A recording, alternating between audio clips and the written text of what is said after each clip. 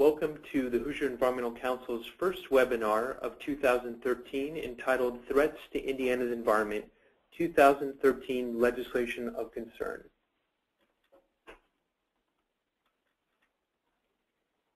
We're going to spend the next hour with you, and we really appreciate your joining us and taking your lunchtime to be with us to talk about legislation of concern. But I want to open up with a caveat that there is a proactive agenda that HEC is seeking to advance with our partners that includes cutting phosphorus in our lakes, expanding public transit, and increasing open spaces. These are going to be the topics of our next webinar in February. Some logistical points to share with everybody. One is our Twitter hashtag is #InGreenConcerns. We'd love for you to tweet as you learn about what we discussed today. If you have any questions, feel free to send those by typing them into the question box, which should be located in the panel on your right, and our moderator for this webinar will collect those questions and ask them to the presenters at during the last 10 or 15 minutes of our webinar. This webinar will be recorded, and our next webinar is actually going to be on Friday, March the 1st. I misspoke. I initially said February, but it will be on Friday, March the 1st, just shortly after the bills switch from the House to the Senate and from the Senate to the House. If you have any questions about our webinar after it concludes, feel free to email us at comments@hecweb.org. This is the outline of what we're going to talk about today. Bills of broad concern, discussed by myself, Jesse Carbona, the Executive Director, that will then pivot to Kim Farrar, our Water Policy Director and Staff Attorney, who will talk about legislation of our concern that's specific to factory farms. And then we'll conclude with Tim Maloney, our Senior Policy Director, who will provide some insights in how the legislative process works and how you can get involved. So first, threats to environmental protection, bills of broad concern. I'll start off on a lighthearted note by remarking on how people often view regulation and rules and permits, and that's with almost a feeling of boredom, that you're overwhelmed by the technical details and you just may be turned off from listening any further. Other people, on the other hand, view regulations with absolute fright, and they are those who believe that regulations are somehow intrinsically bad, evil, disastrous for the economy. We want to take a different outlook, which is to say that Indiana has a vibrant economy with a number of different economic sectors, and each of those economic sectors has some kind of impact on the environment.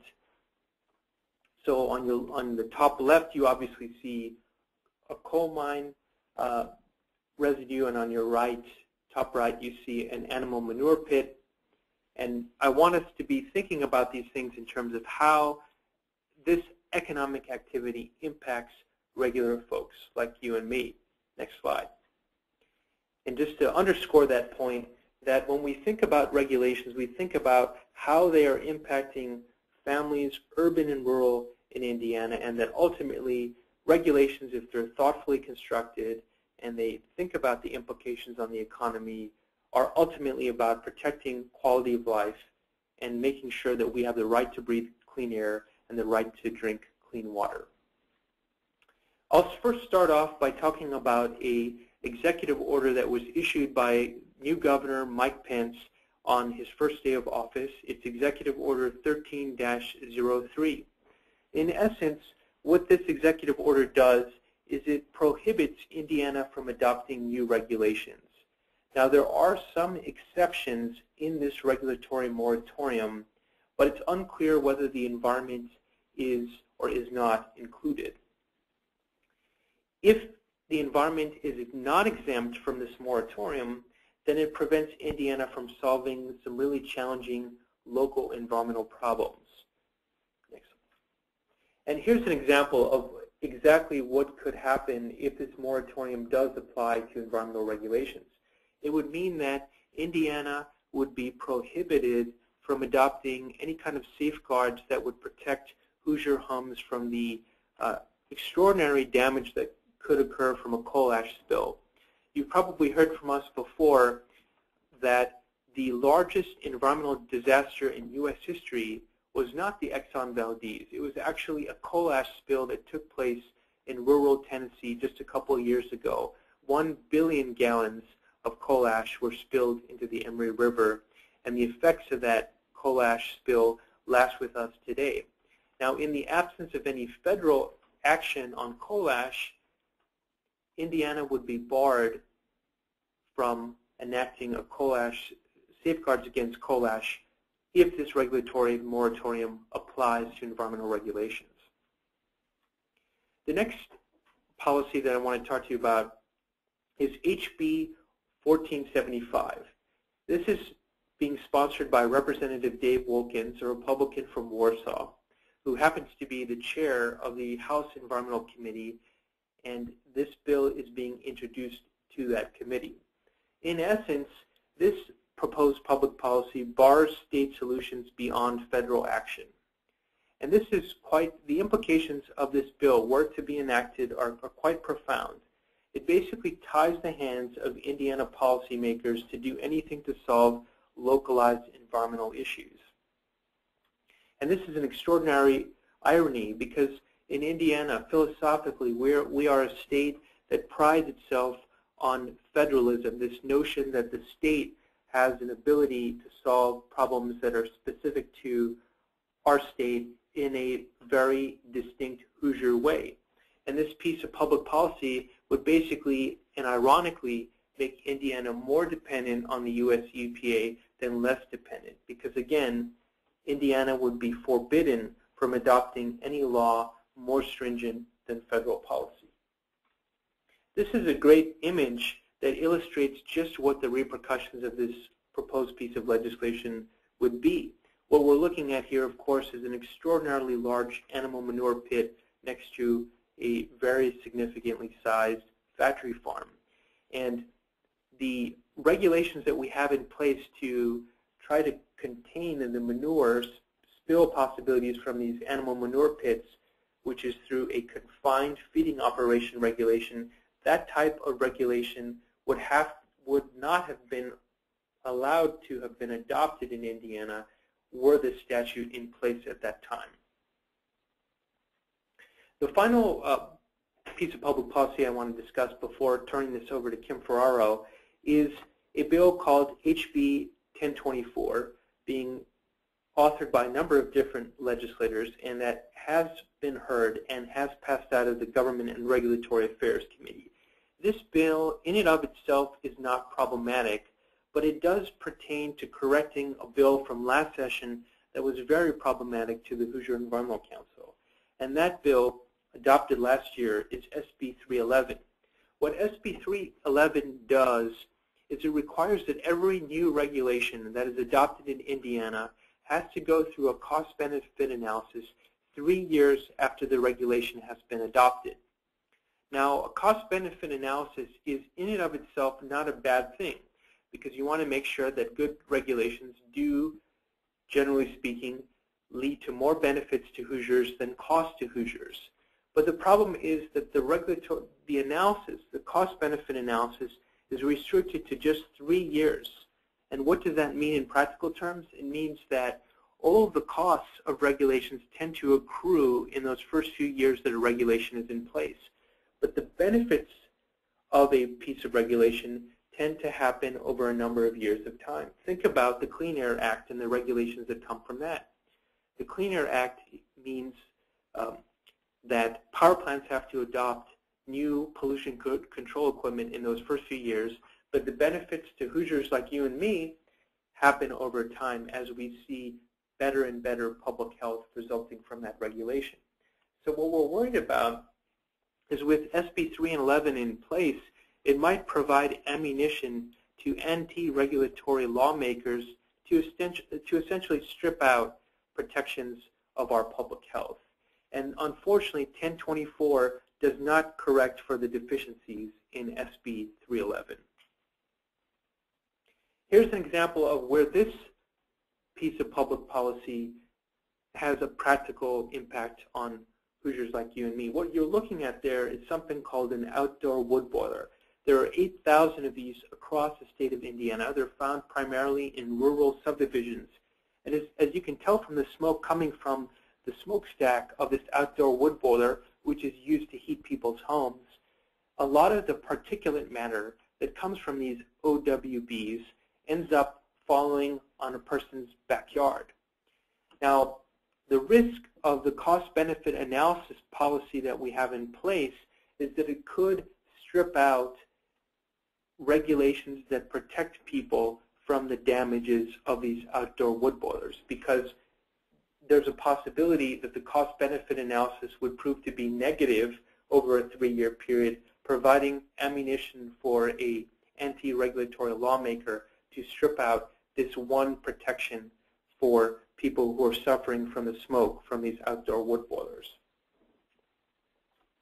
Now, having reviewed all these, I will pass on the conversation to my colleague Kim Ferraro, our Water Policy Director.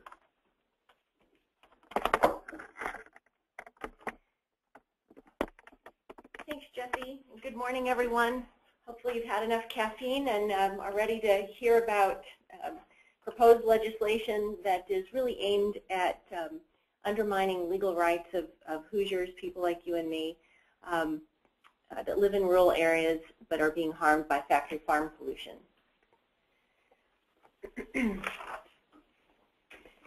I want to, before I dive into some of these bills, provide some context as to how these bills are actually going to be undermining the legal rights and protections that people enjoy. And I think the first important point is to distinguish the difference between our perception of what farming is.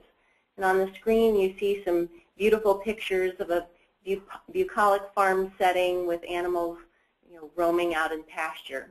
And that's what most of us think of as traditional farming. And this is what factory farming looks like, which really doesn't look anything like what we think of traditional farming, but unfortunately this is where 85% of our food and our livestock are raised in Indiana. This is a setting where literally thousands of animals are contained in one space. They have no exposure to sunlight or air.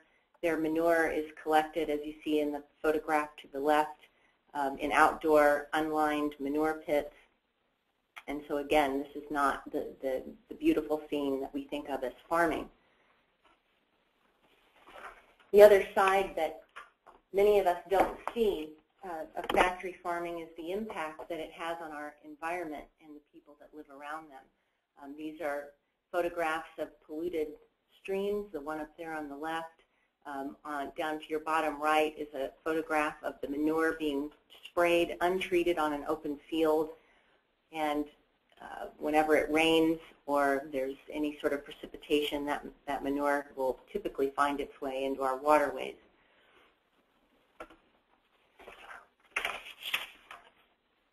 And the difference matters, and the difference matters for a lot of reasons, not only because of the impact, but because of the imagery that this creates for consumers. This is an example here of Roseacre Farms logo. It's on its website to the left there, showing that pretty farm scene, and the two photos to the right are the reality of what is Roseacre Farms. So when we're talking about legislation and some of the verbiage that I'm going to talk about, they'll use terms like modern and traditional agricultural practices, terms like that that make one think of the beautiful bucolic farm setting when really we're talking about factory farming.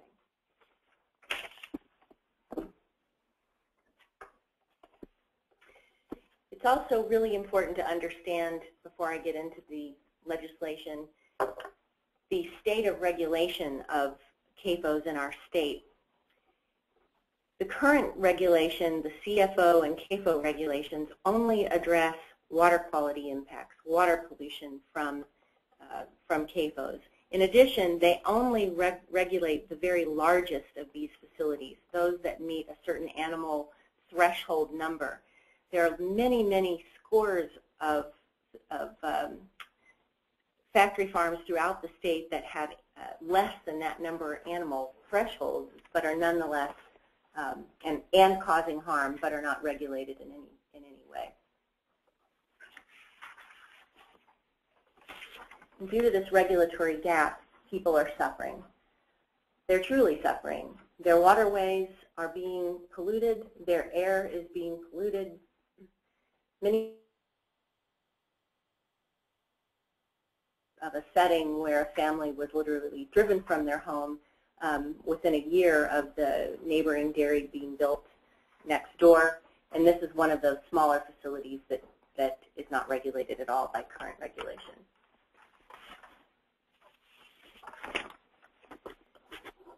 The other context that I want everyone to consider about the legislation that I'm going to talk about is the already unequal court access for citizens, and that's due to the fact that there are so many lawyers representing industry interests. And I'll give you a couple of statistics. There are roughly 30,000 environmental lawyers in the United States that represent business and industry.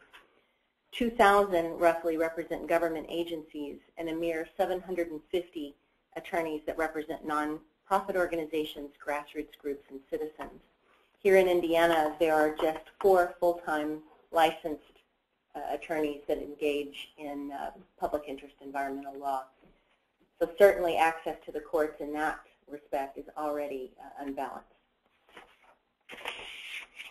We also know that because business and industry interests have significantly more lawyers and lobbyists representing them at the State House, that they enjoy significant influence as well there. Nonprofit groups and citizens simply don't have the time or financial resources to provide that balance. So we're already in a power imbalance, if you will, with respect to the voice of citizens and the public interest at all levels of government. So now I'm going to introduce you to the bills of concern within this context. The first 2 are joint resolutions of identical language being presented in both the House and the Senate. That is HJR 5 and SJR 21. And what they propose is to create a fundamental constitutionally protected right to engage in those modern farming and ranching practices that I discussed with you earlier. Think about that, a constitutional right. In other words, a right like your freedom of speech, freedom of religion, right to vote, rights that we all enjoy. This would elevate one particular industry or activity to enjoy a constitutional right to engage in it.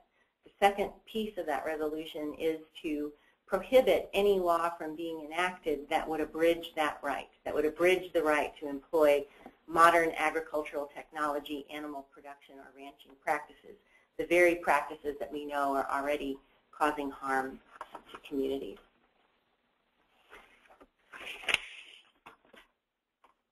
These 2 Senate, or these 2 resolutions, HJR 5 is authored by Representatives Leahy, Morrison, and Truitt, and assigned to the House Judiciary. In the Senate, SJR 21 was authored by Senator Yoder and has been assigned to Senate Ag and Natural Resources Committee. The next bill of concern is Senate Bill 571, and it has 3 parts to it. Each of them, even individually, are concerning, but together they're particularly devastating in their ability to undermine the ability of people to protect themselves. The first section of this would charge the Board of Animal Health with developing standards for those generally accepted agricultural management practices based on recommendations from the Purdue Extension and, quote, I'm quoting from the bill, professional and industry organizations. So in other words, allowing the industry to codify the standards that it wants to comply with, make them legal.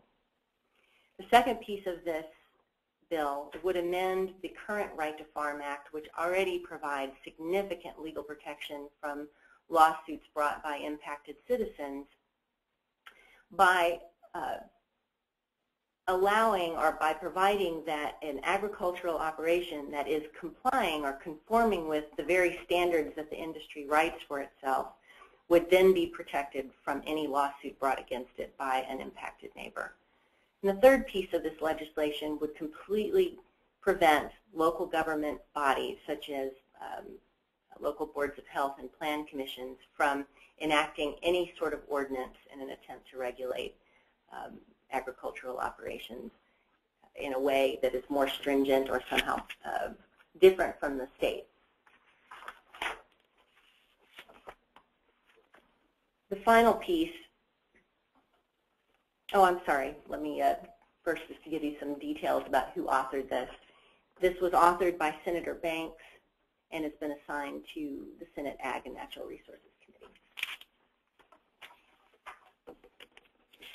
And finally, there are 3 separate bills introduced in the Senate, all getting at the same thing.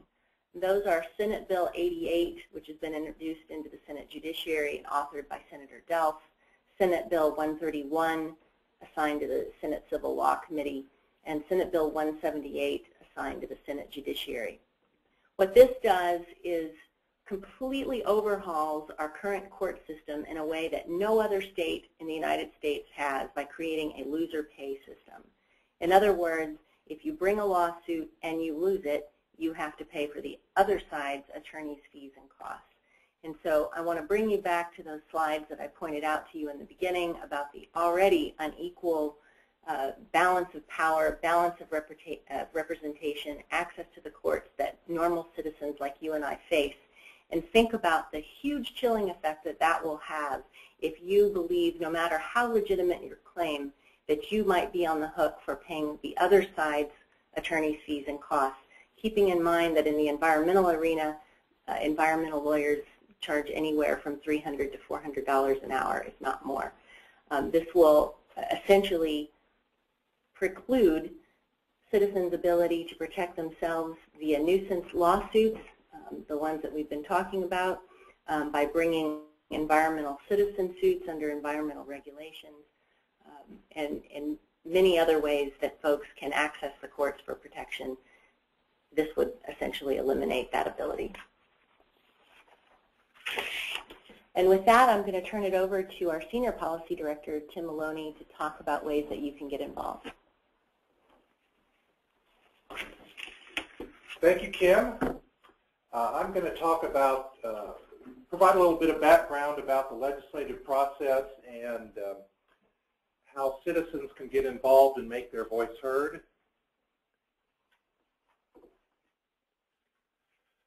First, a little bit of background on how the legislative process works. And it's really a fairly straightforward process, but there are many, many nuances and exceptions to the standard procedures that we could spend hours talking about. So I'm going to give you the basics and highlight those points when there are particularly good opportunities for citizen input, other than the fact that citizen input all the time is a good idea.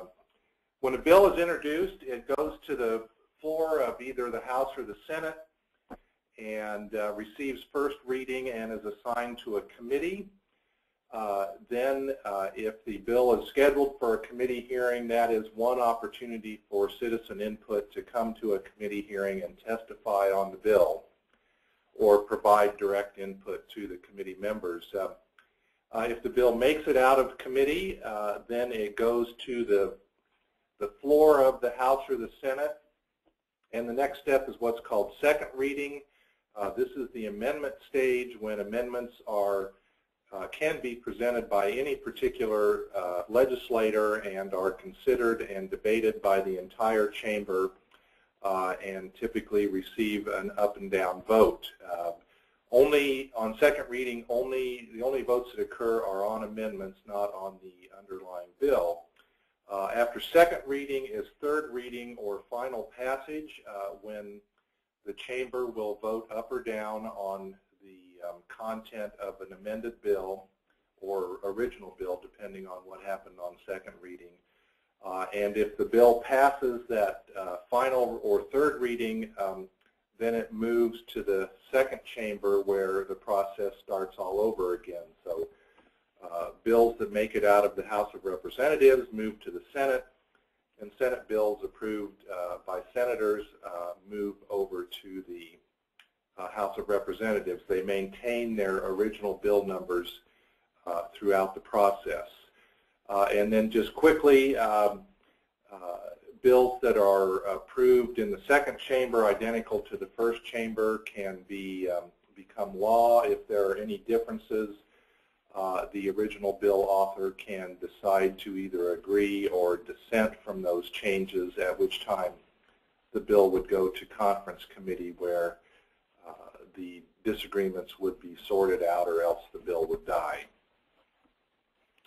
And during that process, there are opportunities to weigh in on second reading amendments and final floor votes by the public by writing or calling or talking to their legislators.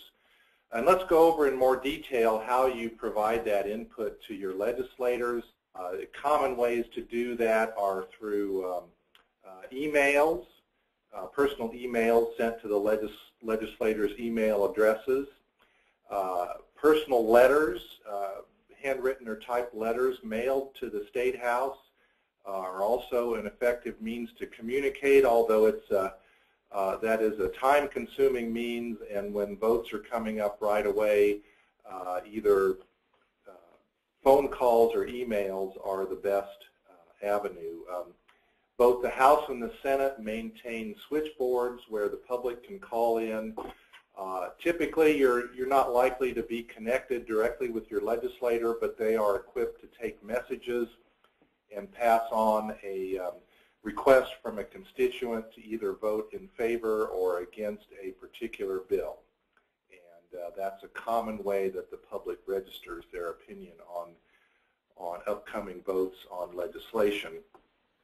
And finally, let me mention State House visits. The State House is open to the public, and citizens can come there anytime and seek to meet in person with their legislators through a scheduled appointment or by sending in notes during floor sessions and asking them to come outside and talk to you. We would recommend scheduled appointments if you're going to visit the State House. You can also sit in the galleries and watch the House and Senate in action, or again, attend committee hearings as well.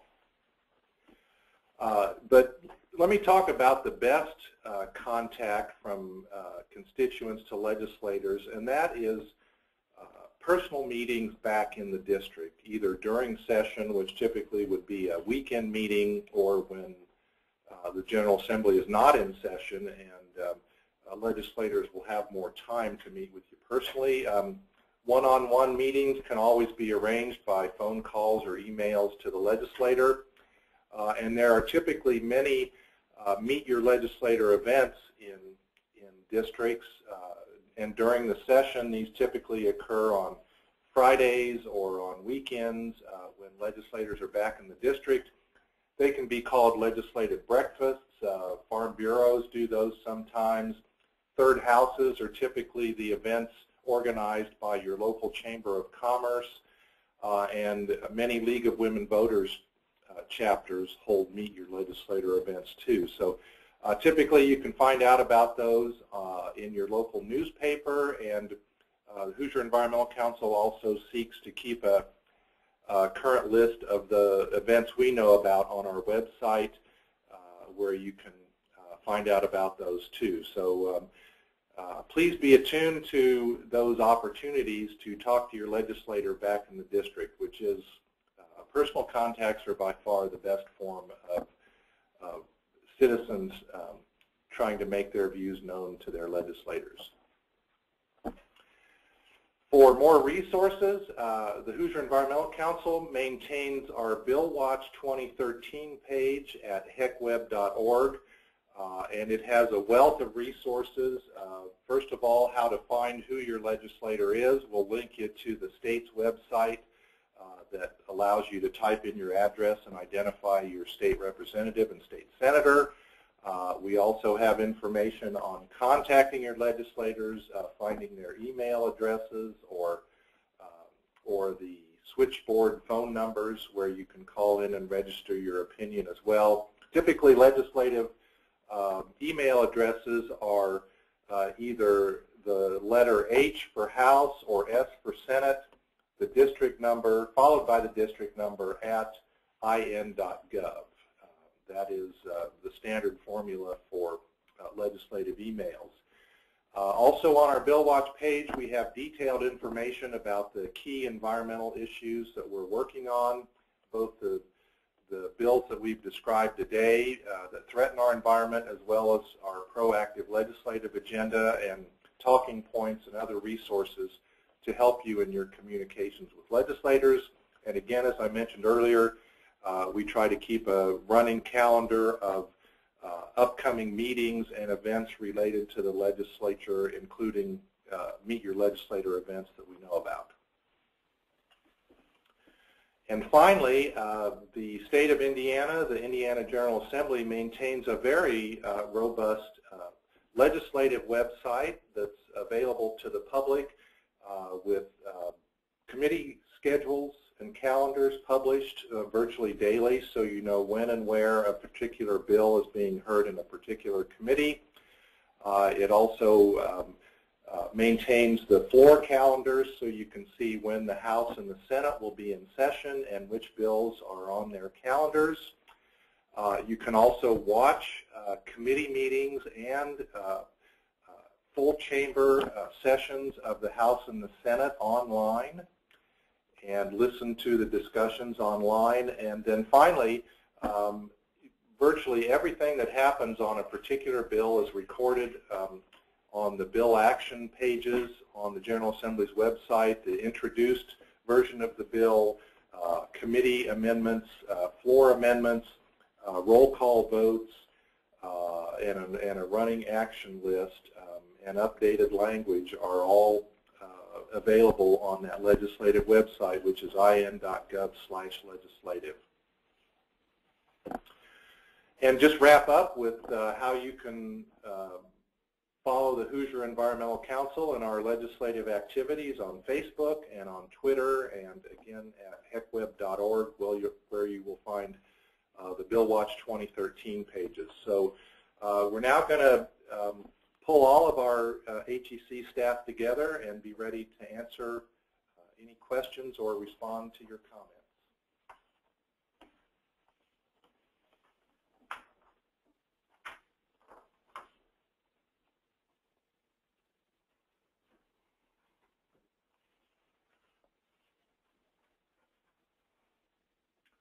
Okay. Well, Nancy asked about if there are currently any problems or protection against outdoor wood boilers. Nancy, you want to take that? Thanks, Tim. Nancy, thanks for your question. There is a regulation, there is a statewide regulation that was adopted by the Indiana Air Pollution Control Board in the spring of 2011, and it does have some minimal levels of protection for outdoor wood boilers in the form of the distance that these outdoor wood boilers need to be sited from another person's property, the height of the stack, and then there are a number of different local ordinances across the state that some of which have banned outdoor wood boilers. What stands out would be, for example, Marion County prohibits the use of outdoor wood boilers, and Porter, Indiana also prohibits outdoor wood boilers. But in our view, the regulation on the books at the state level is inadequate because there are a number of situations that we're dealing with at the Hoosier Environmental Council of people who are suffering greatly from this type of pollution, and the regulation isn't helping them at all. So I'm going to take a question here. The question is, can you describe how the attorney fee bill defines lose? And would that include any sort of dismissal of the lawsuit? Thanks for the question. It's a good one. The way the statute or the proposed legislation is currently written, it doesn't really define what that means. But as you point out in your question, there's lots of ways one can lose a case that have nothing to do with the merits of the case. There are procedural reasons, fact, many cases are resolved very early on in litigation through motions to dismiss and summary judgment and the like.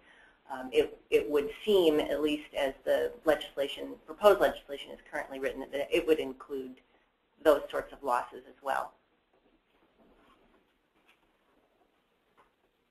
Let's see, I think we have another question here. This is for you, I think. Hope you guys don't mind our back and forth. We're trying to capture all of the questions. I think there, a gentleman by the name of John asked a question about this no more than stringent policy that Representative Wilkins put forward, and just to underscore that there are two implications of that proposed piece of public policy. One is that if a regulation is in place at the federal level, the state could not do anything that's more tighter than what the federal government does. For example, let's say that the U.S. EPA does get around to dealing with coal ash, which is the second largest source of industrial waste in the United States. There's a lot of pessimism on the part of the national environmental community that the coal ash rule will not be particularly stringent. And for Indiana, which ranks second in the United States in terms of coal ash production, that's pretty worrisome. And the problem is with this bill is it would prevent Indiana from doing anything tighter than that federal law. Another implication of this piece of public policy, though, is that if there's no regulation at the federal level, then that implies that there's no possibility of any regulatory action happening at the state level. I'll just ask it. The question, does the ACC feel that agribusiness is composing bills for legislators? How prevalent is this? Does the HEC have resources to draft legislation? And are there legislators that would willingly take up environmentally friendly legislation assisted by the HEC? That's a great question. We actually do have a proactive agenda, but because of the broad array of adverse ag bills, I'll call them, we're really having to turn our attention to addressing those. And in short answer, yes, I would say that the agricultural industry enjoys pretty significant influence at the State House through representatives with, for example, the Indiana Farm Bureau, the Indiana Pork Producers Association, and other industry groups.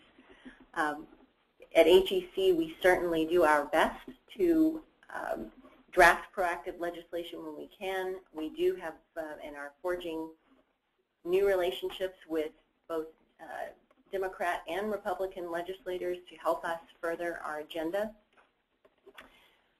And in fact, this particular legislative session, we're sponsoring a bill to address excess phosphorus in our waterways, which is being authored by none other than Ed Charbonneau, who is a Republican senator and chair of the Senate Environmental Affairs Committee.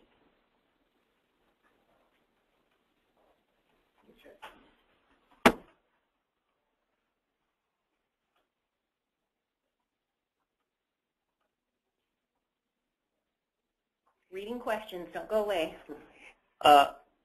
Kevin asks, thanks for the information, but this was a horribly depressing webinar. Is there any good news about environmental bills in Indiana? Well, I'll just reinforce what Kim just mentioned, and that is that we are pleased that an effort to try to tackle phosphorus pollution in our state is moving forward. There are a number of lakes across Indiana that are polluted and because of excess phosphorus, and then there are a number of reservoirs which are sources of drinking water that are also polluted because of phosphorus. And we're pleased that the new chairman of the Senate Environmental Committee, Senator Ed Charbonneau from Valparaiso, is championing that. So that we see as a positive thing. Certainly the work that HEC is doing in coalition with a number of different groups and businesses to advance public transit is also a source of good news. There was more than 4 hours of positive testimony on public transit that happened just the day before yesterday, and we're feeling positive that a public transit funding bill will be voted out of committee next week. Well, I'll address the next question here. The question is, would banning local ordinances in Senate Bill 571 apply only to new local ordinances, leaving existing ones in place or grandfathered? That is also not clear in the legislation as proposed. It doesn't say, so I'm sorry I can't really be more specific than that. It just outright bans them. Whether or not their existing ones are grandfathered in or not is not addressed. I will also address the next one. The question is regarding attorneys' fees in civil actions. Don't judges already have the discretion to ask the losing party to pay the opposing side's fees? And yes, they do, and that's why we know that the suite of bills aimed at changing our current system is designed to have a chilling effect on the ability of people, or the willingness of people to protect themselves. And I'll just give you a rundown of existing law. The trial rules already allow a judge discretion to impose cost of attorney's fees on any plaintiff that brings a frivolous lawsuit or maintains it. The Indiana attorney professional ethics rules would disbar an attorney who continues to abuse process like that. So there are existing protections in place. I'll also take the next question. Is there any other industry in Indiana that has a constitutional right that is afforded constitutional protection, and why should industrial ag be the exception? That is exactly the concern, or that's one of the concerns, that it would elevate industrial agriculture above all other industries for such a constitutionally protected right.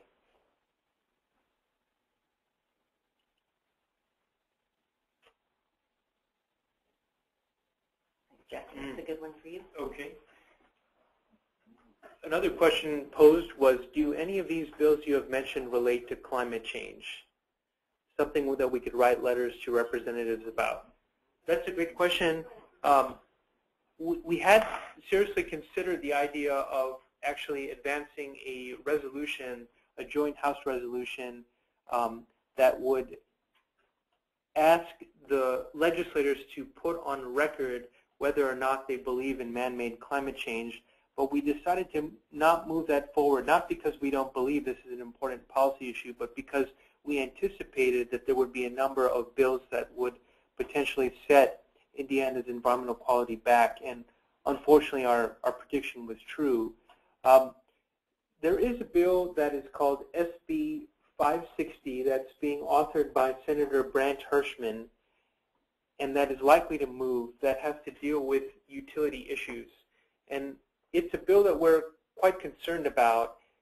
Basically what it would do is it would make it easier to build electric transmission and distribution systems in Indiana. And you might say, well, but transmission and distribution is necessary for the functioning of our electricity system. And that's absolutely true. But the question is, how do you recoup the costs of these investments?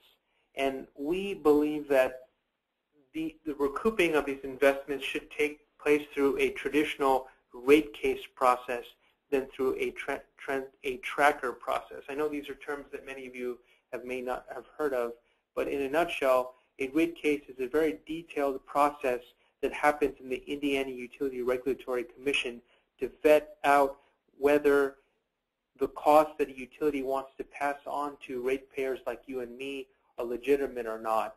And what the electrical utilities are doing, unfortunately, is to do essentially an end run around this traditional rate case process and pursue what's called a tracker.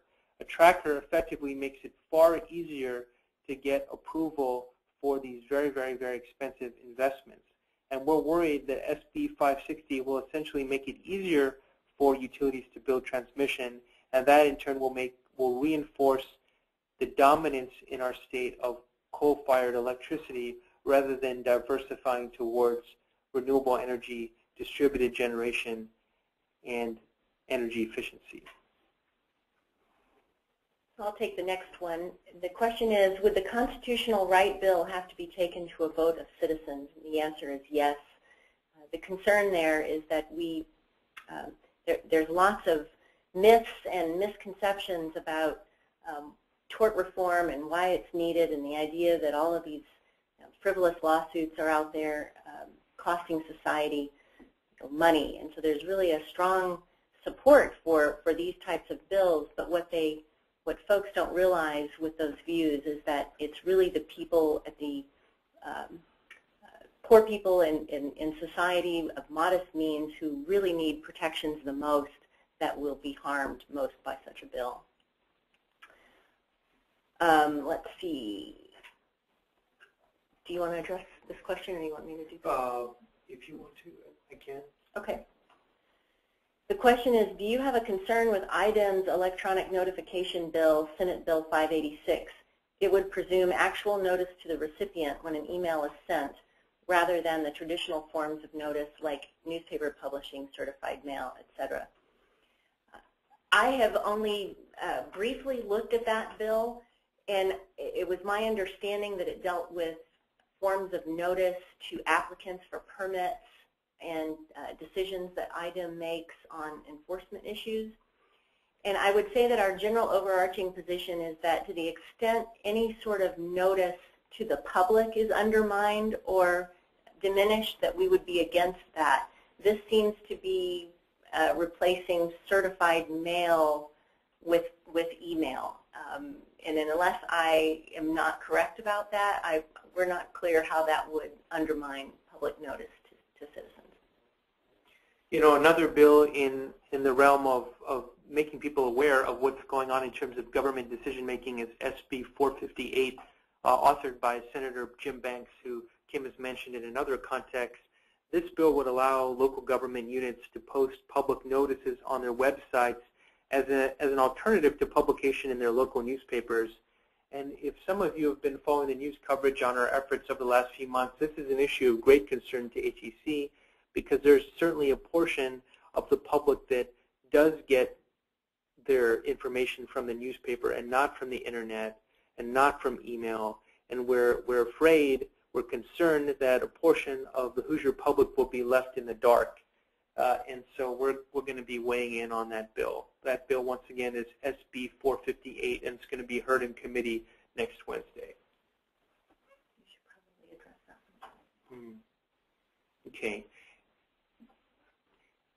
The question was also posed, does HEC have at least one member in every district in Indiana to contact each senator and representative to express their views? I don't know for certain. We certainly have a very broad statewide membership.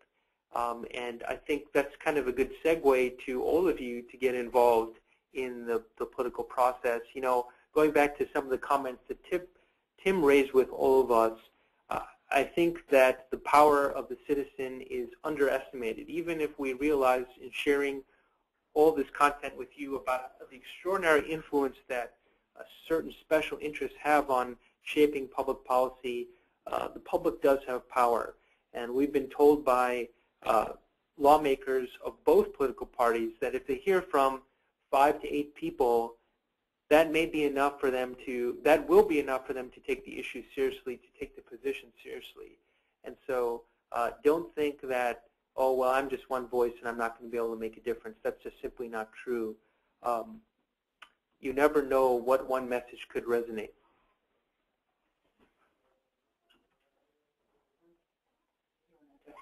Yes, another person asked, is it likely that Governor Pence will make any key management changes at IDEM?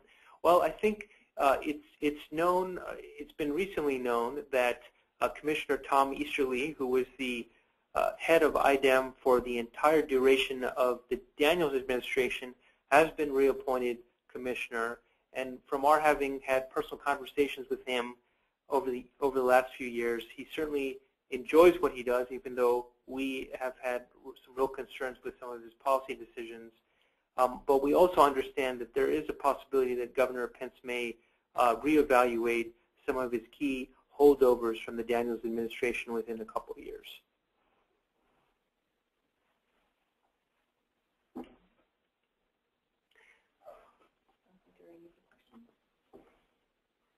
We have about less than 10 minutes, and we do want to make every effort to try to answer every one of your questions. So please continue to pose questions.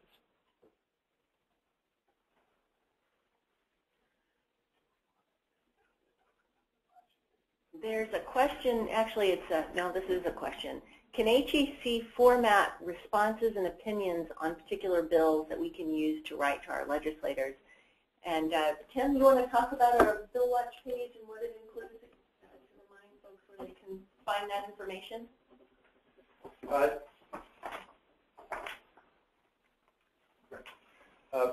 Yes, as we mentioned earlier, the Bill Watch page contains more detailed information about the policy issues at stake in a lot of these bills, including talking points, how you can points to raise in your communications with legislators.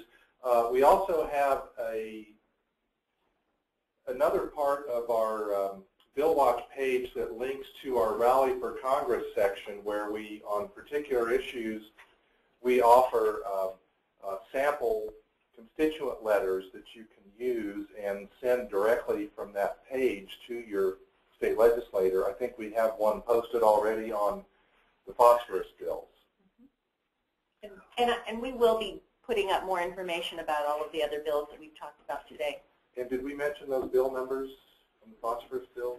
Oh, no. The two phosphorus bills that we've proactively introduced, one by Senator Charbonneau is SB 547, I believe, and in the House it is HB 1202, sponsored by Sue Arrington, Representative Sue Arrington. Oops, 546 in the Senate. I apologize.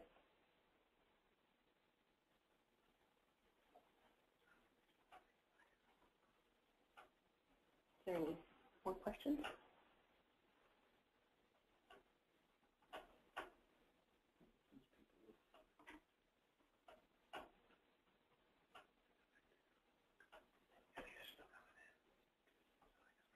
We're still reviewing questions. Bear with us.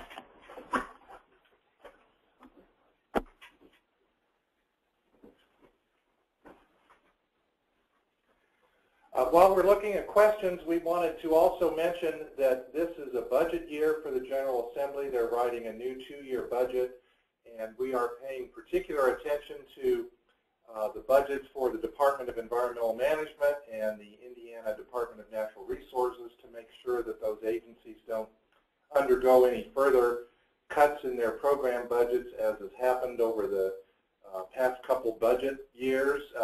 We're also promoting increased conservation funding as part of the DNR budget, including additional appropriations for the Indiana Heritage Trust, which buys new public lands for our state parks and fish and wildlife areas and state forests, as well as additional funding for the Bicentennial Nature Trust and Clean Water Indiana, which helps private landowners be sure that they're protecting our waterways as they manage their lands.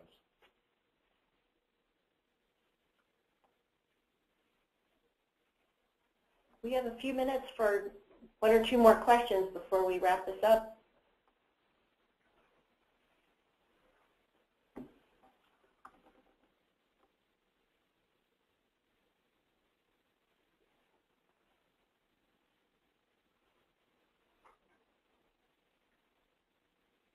No watch page.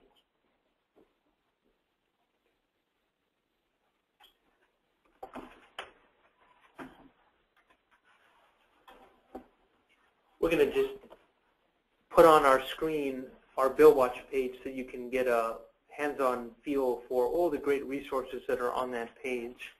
And we just want to also underscore that we hope you'll share your comments to us about how this webinar went. We want to make it as productive to you as possible, so please do write us at comment@hecweb.org. It looks like we've got a question that's for Kim.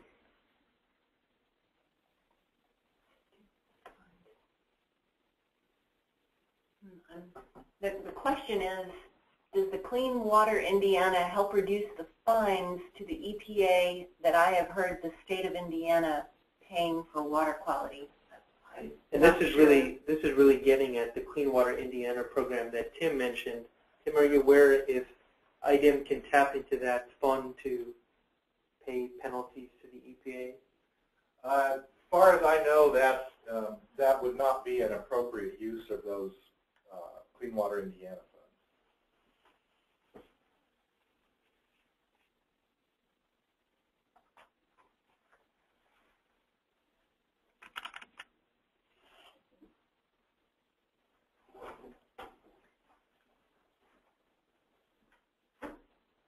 Thank you for all of the well wishes that we're getting right now.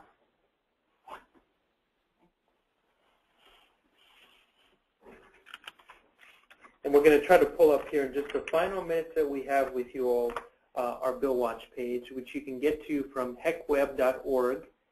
And if you go to the top left of the menu bar, you can click on Bill Watch 2013. And what's very interesting about this page is that you can look at our legislative agenda on the main page, and then if you look at the left part, you can look at bills by different categories: air quality and energy, ag and water, and transportation and land use. And then the other topic that Tim raised of the environmental budget and the state budget. What is neat about each of these sections is that we are literally tracking bills, every single bill that's coming up in the House and the Senate, providing the essence of what those bills are, who the bill author is, what the summary of the bill is, and then what the status of the bill is.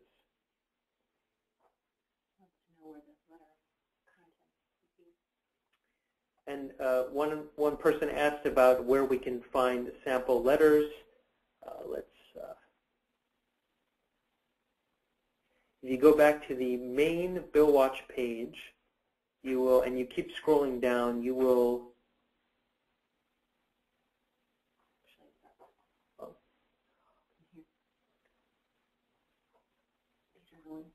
Okay, that's right.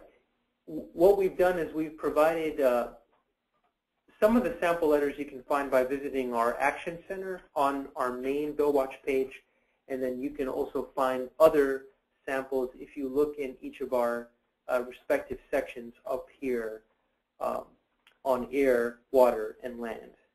And again, if you have any trouble with our Bill Watch page, you can write to Fallon French, who's our outreach coordinator, at ffrench@hecweb.org.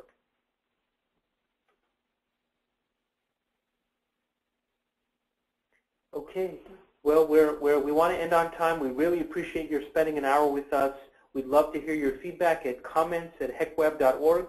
Mark your calendars for Friday, March 1st at noon Eastern Standard Time for our next webinar, which will be looking at positive solutions that will protect our environment and improve the economy. Have a wonderful day and weekend. Thank you.